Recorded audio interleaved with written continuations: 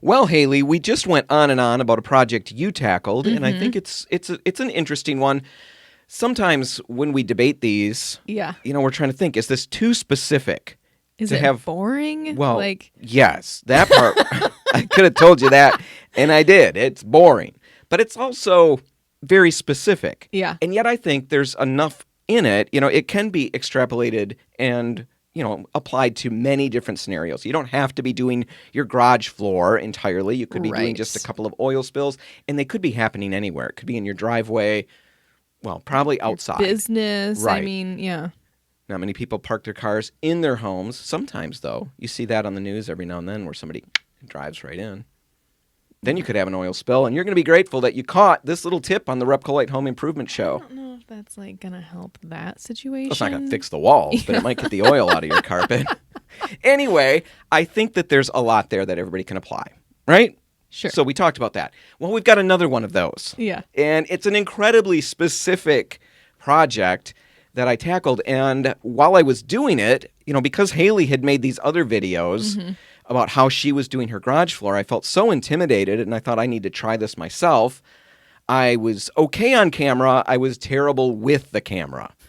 I think you can probably expect that. My mind moves very quickly. So you're just bouncing all over the place? I am. Yeah. If I think for a split second somebody should look at something, I'm spinning the camera all over the place, not thinking about pausing and letting people actually see what I'm videoing. So the video is not great. But as I was doing it, I realized there are so many little things that I'm not really learning, but I'm stumbling into in this project, noticing that, wow, I never would have anticipated that this tiny project involved all of this information about paint that I think could apply to almost any project. Yeah. And so I thought, let's give it a try. Let's see if we can talk about it. The project that I tackled was this dumb little, I shouldn't say dumb.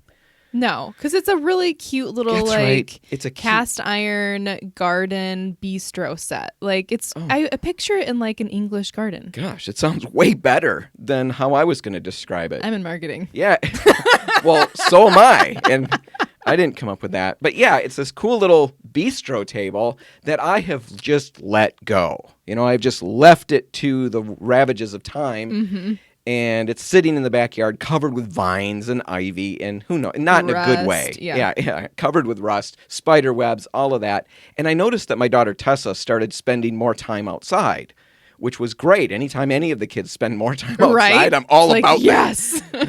Yeah, that's the sun. Yeah, that's what that thing is. Not a light bulb. Yeah, they're all, don't like this. Anyway, no, she's great.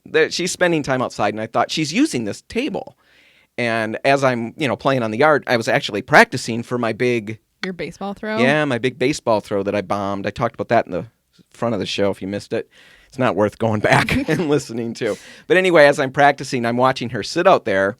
And honestly, what got to me is I'm watching her, swat the spiders away as they're climbing up her legs and stuff. And I thought, okay, let's clean it up. Yeah. Well, in the process of cleaning up, I realized I need to just paint the whole thing. Let's just do the whole thing right. I've wanted to do this little project for years. Well, and I don't know why I didn't. A lot of people have outdoor furniture that has just gone to time, right? Yeah.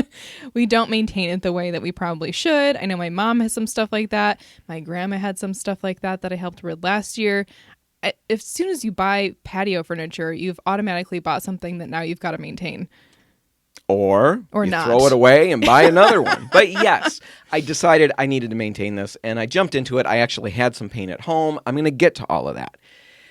The things that I learned, I guess that's the best way. I really don't know how to break this down into a conversation, so I'm going to do my best. And let's just start with the different things that I learned, that I came across.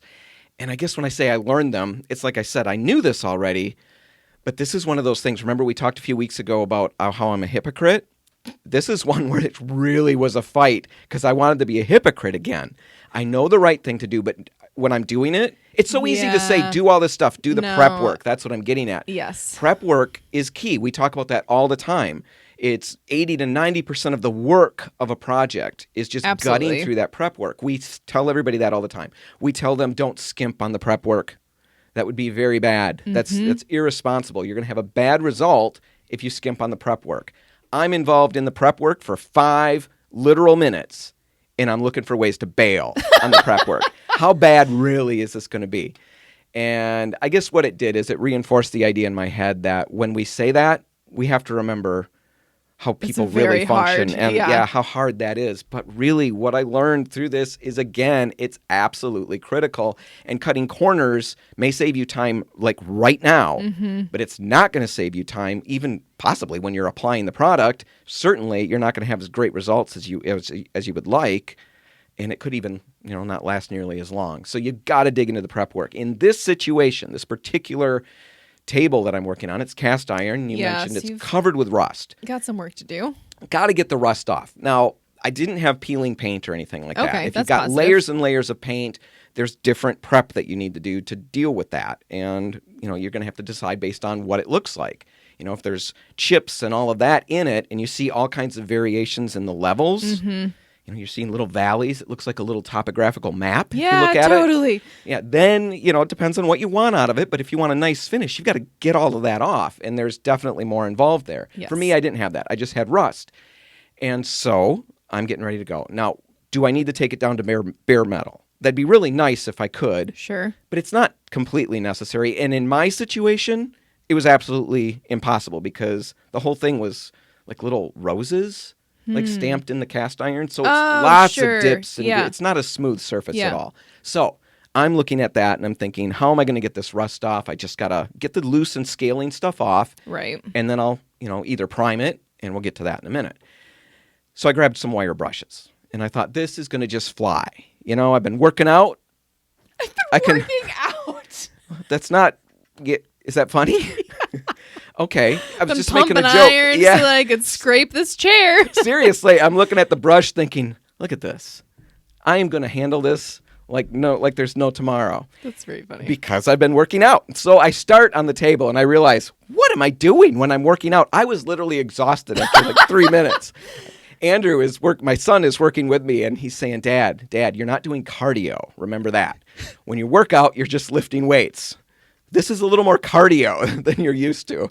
And that was my problem. So I'm trying that and I realized this is horrible. And that's where I decided or debated, do I want to bail on this prep work? And I think we all run into that moment. Yes. Where, okay, this is not working the way I wanted to. Maybe I'll bail. And I honestly think I would have if I hadn't done something absolutely brilliant ahead of time. When I grabbed, because I didn't have wire brushes at home that I knew where they were. I used them and I never put them back, so I always buy new. So I went to buy new, and what I did snag with it was one of those little wire brush attachments for a drill. Yes. And I didn't want to use it because those are not terribly fun to use. If you've used those before, drills are not meant to be held in that manner on those angles. It's not ergonomic. It's a real pain in the neck, but I thought just in case. And when the wire brushes didn't work, I switched to that. And that moved me through very, very quickly, and that was a lifesaver. And it's kind of more fun. Nah, I guess it might be more fun. Yeah. This one wasn't because it was just not ergonomic. That's the right word, right? Yeah. Yeah. Yeah. Yeah, it didn't feel good. It was even with my worked out, masculine, buff self, I just couldn't handle it. What really would have been great, because I dug into it later, and if you have any bigger projects to tackle, if you've got something small, by all means, get a wire brush because I used them, but grab one of those sets that will work on your drill. If you're only going to do a few small things, I would recommend that. If you've got something bigger or you're trying to take paint off as well, I'd go to an angle grinder. Yeah. And you can get really nice ones, and you can get some bargain ones that will get you through the project, but they have wire brush wheels. The angles on that are much easier. It's much easier to hold, much That's easier. what it's meant for. Right. And I watched a couple videos where they actually used a paint and rust remover pad. And those were brilliant. And if you've got that thick layers of paint, you got to figure out, is it lead-based? And, it depends on how old the thing is. You'll want to wear a respirator and all of that. But you can get that paint off. But if that's the case, I wouldn't bother with the wire brush. I wouldn't bother with the drill attachments. I would go straight to an angle grinder. It's going to save you a ton of time. And that was, I guess, the thing that I learned with that whole rust removal thing. And any prep work, really, it stinks. It's not fun to do. And because it's not fun to do, you really should invest in the right tools to make it as easy as possible. Right. Because if you've got the right tools, you're going to be more inclined to use them They'll help you get through the project, and you'll do it the right way. So that was the first thing I ran into. Now, one last quick thing before we move on from that rust removal is we carry the Must for Rust. Okay, yeah, I was wondering if you use that. I didn't. It's a spray that does really, really well. I mean, it's remarkable. Now, every now and then I have mixed results. I always get results. Sometimes they're absolutely amazing. Sometimes they're mediocre, but there's always something. But it's just a spray that if you've got rusty old tools or something like that, you spray it on or whatever. You can brush it on and you let it sit. You let it dry 15, 20 minutes or so. Sometimes you can even submerge things in it if you've got enough of the stuff. That's the best. And yeah, you pull them out and the rust will be gone with no elbow grease needed. It's just gone. And it works really well on a lot of different metals. Must for Rust, cars, if you've got rusting going on around there, it's definitely something to think about and at least ask about. We've got it in the stores. So rust removal. Had to do the work. If you're dealing with anything like that in your home, like we said, we gave you the tips. Look into that. We're going to take a break, and when we come back, we're going to talk about probably my least favorite part of any project, and that's cleaning stuff. Fun. And why it was so important. Right. It's going to be great. You're not going to want to miss it. And that's all just ahead. Stay tuned. And we're back, and we're working through a paint project that I tackled, a little, what'd you call it? A bistro set. Yeah, super cute, cast iron, floral. Nothing but the best at the Hanson estate, we like to call it. Yeah. And the whole thing had just gone to pot. I'd left it alone to the ravages of time, and it was rusty, covered with ivy and junk. And my daughter started, not in a cute way. My daughter started using it, and I wanted to get it cleaned up and painted for her. So went through the rust removal thing. And I know it's a very specific project that I'm talking about, but we all paint all kinds of surfaces that are metal, and we're dealing with rust. Especially this time of year, too, when we're painting so many exterior things where that rust is going to be building up over time. It's like really critical to actually deal with it and not just paint over it, because if you do, you're just going to be painting again next year, and it's not fun. Right. So that's why we talked about that. We gave some tips as to some tools to use, angle grinders. If you've got a large area, definitely something to look into. Now let's talk about cleaning briefly. It's one of those projects that we hate to do. And normally we try to skimp on it, save steps. We don't want to wipe walls down. We don't want to, if we're doing cabinets. Sand. I don't want to wash them, sand them, and then wash them again. Why don't I just sand them and then wash them? Well, there's reasons. You need to get all of the surface contaminants off of things. Right. And in this table, now I've gone over it. I've created all this dust, rust dust. Rust dust. Yeah, all over the table. So I wiped that clean with just mineral spirits and got that off. That just felt like a really nice way to get that clean. It evaporated right away outside. Right. And then I needed to clean it. And it was kind of, I don't know that this was intentional. I didn't try to skimp on this. It's something that I forgot. And anytime you're working outside, I bet a lot of people forget when they're cleaning surfaces, they forget to clean every part. Okay, so with this, what I'm getting at is I cleaned the top off, I cleaned the chairs off, I cleaned the legs off. I didn't think about the bottoms of the chairs. Right. Or the bottom of the table. Stupid. But I've done that outside, wash the house or the siding down because I'm going to do this painting. And I wipe these areas, but I forget about these areas. They're not quite as obvious. Right. But the problem is when you start brushing and rolling and putting your product on, you find all of those areas because you have to cover all of those areas. And if you haven't cleaned all of them off, you're picking up junk and pieces, spreading that through your finish paint, and it becomes a real mess instantly. Right. And the minute it becomes a mess, there's no fixing it at that point. It's very tough to deal with. Now, wet paint all over the side of the house, full of spider webs. Well, that's what happened with this thing. Fortunately, I caught it ahead of time. I happened to flip them over for some reason. I think one of the screws was loose. And I flipped it over, tightened it down, and I saw all these, like an entire world of spiders and their little eggs. Oh, lovely. Oh, yes, it was. Oh, and earwigs. They were like buried in there. So the more, worst. Yes, the more I worked on it, the more they kept falling out. And soon they're crawling up and down me. I don't know if any of those are on the videos that I made or not. But anyway, I found all of that stuff. And I'm so glad I did. Yeah. Because the chairs, like we said, they're, what would you call it? I don't know how to describe it. I would say perforated, but that's the wrong word. They're like lacy. They're lacy looking. It's iron lace. It's like manly lace. It's like dude lace, but still lace. There's a lot of negative space. A lot of negative space. And there was going to be a lot of negative experience when I brushed into that negative space and picked stuff up from the other side, the upside down, the Stranger Things world. reference. And I would have brought that all through my finish. So when you're working outside, on any project inside, take the time to do the main cleaning. But don't breeze through that so quickly that you forget to look at just, a few of the little areas that gotta do maybe... like a full assessment. Yeah, things you might maybe miss. Make sure you catch them. Washing the surface down, for any paint project, TSP works well, Crud Cutter works well, Spray 9 works well, Dawn dish soap, honestly. A little bit of that in water. It's a good degreaser. That's what you're trying to do. Get things cleaned. Like we said, tips from that, spend time and do a complete job. Don't skip the step. Yeah, that's the tempting part. Yeah. Even if it doesn't look dirty, you just don't want to run into some unforeseen mess and spread it through everything. Yeah. All right, so clean it.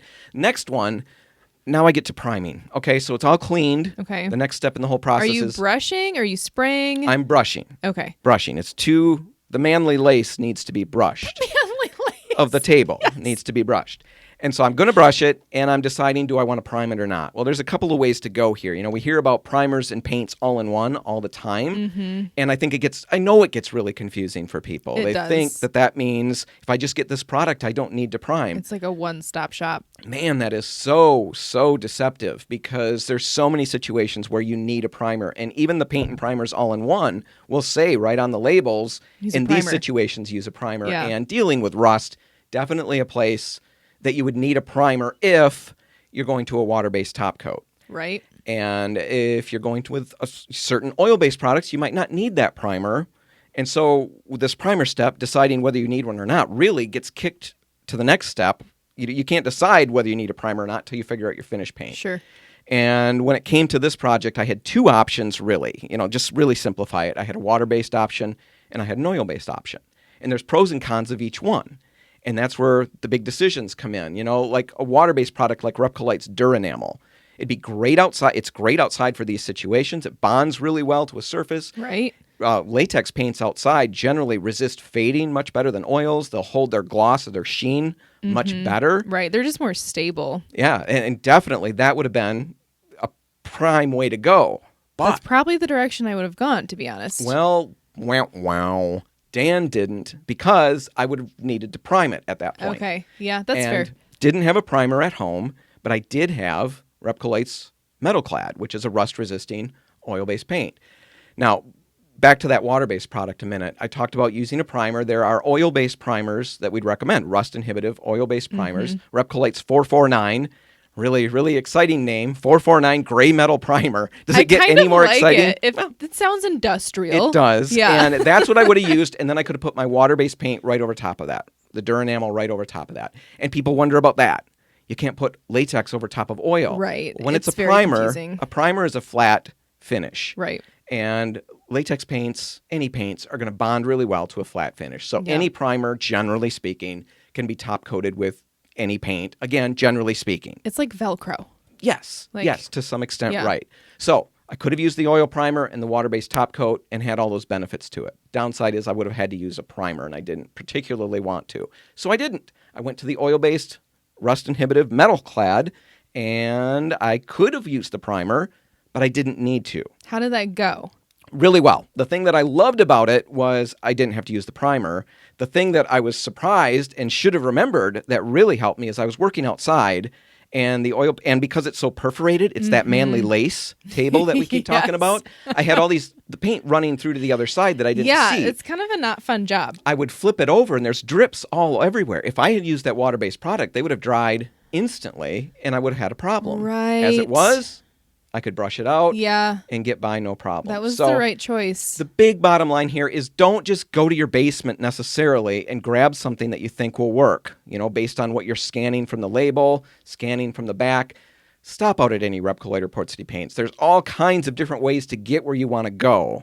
And get there easily. And that's the big thing. We want you to get there easily, and we want you to get there with a product that's going to give you long-term results, and not something that looks good for about 3 weeks. So anyway, that was my project. Those are some of the things that I picked up along the way. If you've got a big project coming up, stop out at any Repcolite or Port City Paint store. Talk to us. Bring pictures. We'll walk you through. You can chat with us online at repcolite.com, or email Haley and I at radio@repcolite.com. All right, that's all the time we've got. We're going to wrap it up. If you want to catch this one again, you can find it online at repcolite.com. Whatever you do today, make sure paint's a part of it. The Repcolite and Port City paint stores are open until 3, waiting to help. I'm Dan Hansen. And I'm Haley Johnson. Thanks for listening.